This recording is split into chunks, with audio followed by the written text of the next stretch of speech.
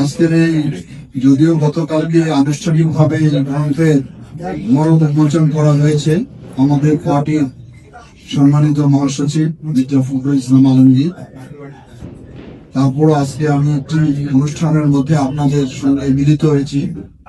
এ কারণে আজকের এই দেশের সঙ্গে এই আলোচনায় আমার সঙ্গে উপস্থিত আছেন আমার পরিবারের অনেক সদস্য। আমার পাশে বসে আছেন আমার সবচেয়ে বড় বোন আরিফা খাতুন, তার পাশে বসে আছেন আমার বড় ভাই আসাদুল আবদুল্লাহ, তার পাশে বসে আছেন সেও আমার বড় বোন আশিকে বুলবুল, আর আমার বাম দিকে তো আমার সহধর্মিনী চেনেন লাইলা হাবিব, আমার ছেলে আনাফ হাবিব, আর আপনাদের ভাবি দুই বোন আছে এখানে, আমার ভাগনা ভাগ্নি সবাই উপস্থিত আছে, আর আমার রাজনৈতিক সহযোদ্ধারাও উপস্থিত রয়েছে।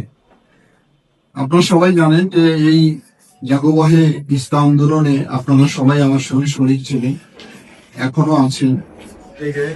আমি তিস্তা পরের ছেলে। সেই তিস্তা পরে তিস্তা এক সময় আমার মায়ের মতো ছিল, সেই তিস্তা নদী এখন বিধ্বংসী রূপ ধারণ করেছে।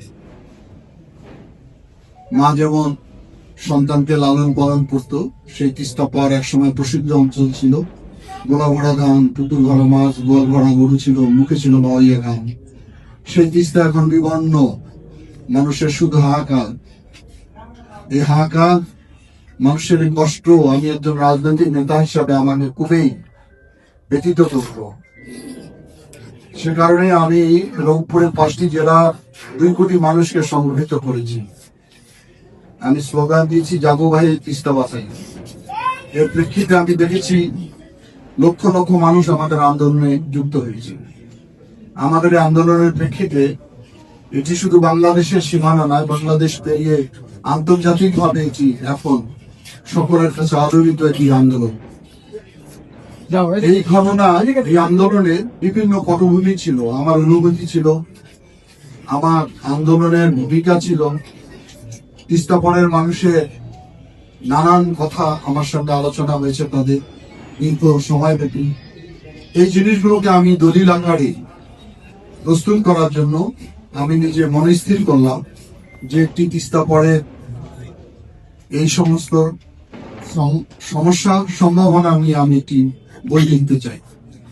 সেই প্রেরণা থেকে আমার এই লেখার আগ্রহ সৃষ্টি হয়।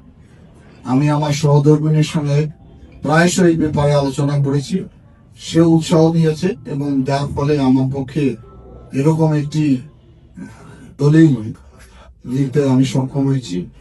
দৈনিক আজকের বাংলা .net